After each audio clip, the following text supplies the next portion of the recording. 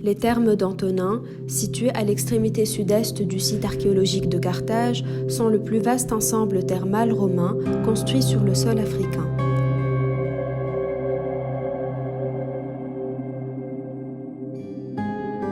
Il constitue aussi le seul bâtiment thermal de Carthage dont il subsiste quelques vestiges. Cet ensemble thermal constitue le plus grand édifice balnéaire du monde provincial, à l'image de la mégapole carthaginoise.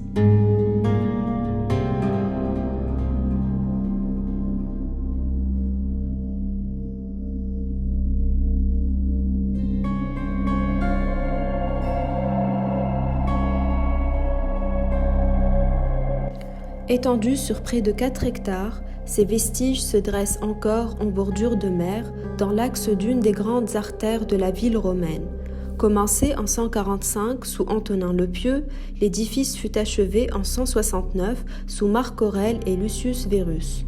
Les thermes romaines d'Antonin furent parmi les plus remarquables des thermes impériaux en raison de l'incroyable richesse des décorations, mais aussi pour leur dimension colossale, 300 mètres de long. Le complexe nécessitait un approvisionnement en eau important et régulier.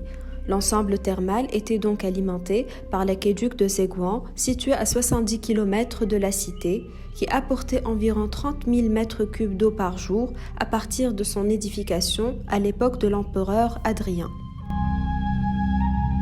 Des restaurations ont eu lieu sur le bâtiment après un tremblement de terre survenu au IVe siècle.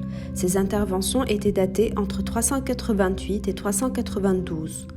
Après l'écroulement d'une partie des voûtes du frigidarium à la fin du IVe siècle et au début du Ve siècle, le bâtiment continue d'être utilisé à l'époque byzantine avec les mêmes fonctions, mais dans un espace plus restreint.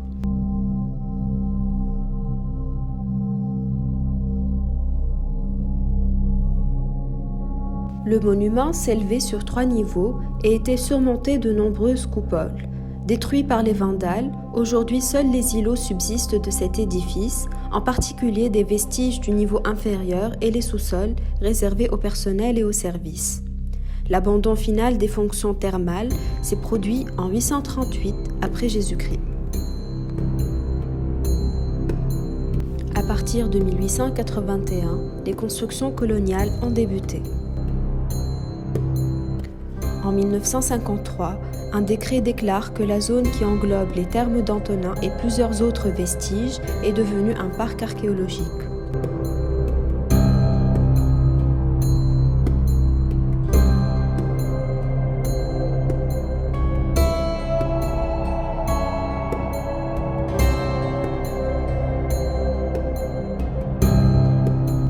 De 1960 à 1969, Olivier Clément Cacou a construit le palais présidentiel.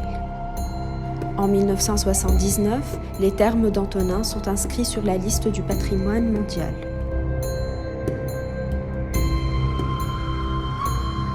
Actuellement, nous remarquons qu'il y a un problème de gestion et de conservation de ce site archéologique situé en plein milieu urbain.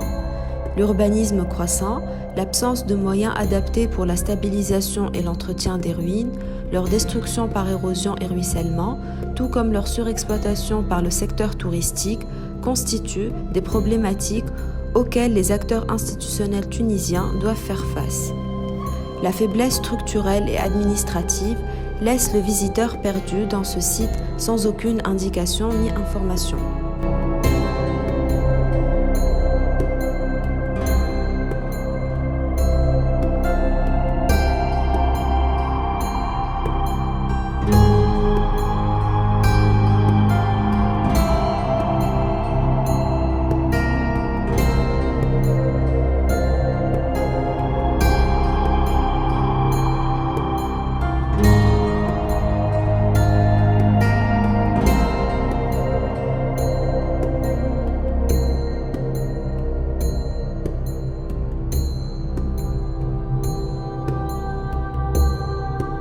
En quittant les lieux, le visiteur se trouve face à des étalages de statuettes et de divers objets importés qui ne mettent pas en valeur notre culture et notre travail artisanal tunisien.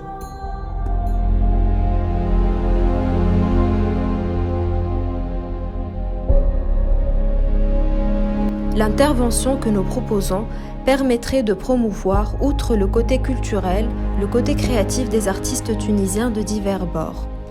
L'espace qu'offre ce site pourrait être exploité comme un espace ludique. On y propose l'implantation d'un parc et d'un lieu d'exposition et des ateliers qui assureront l'activité diurne et nocturne du site. Ainsi, la rentrée d'argent servirait à son autofinancement pour sa maintenance et sa protection.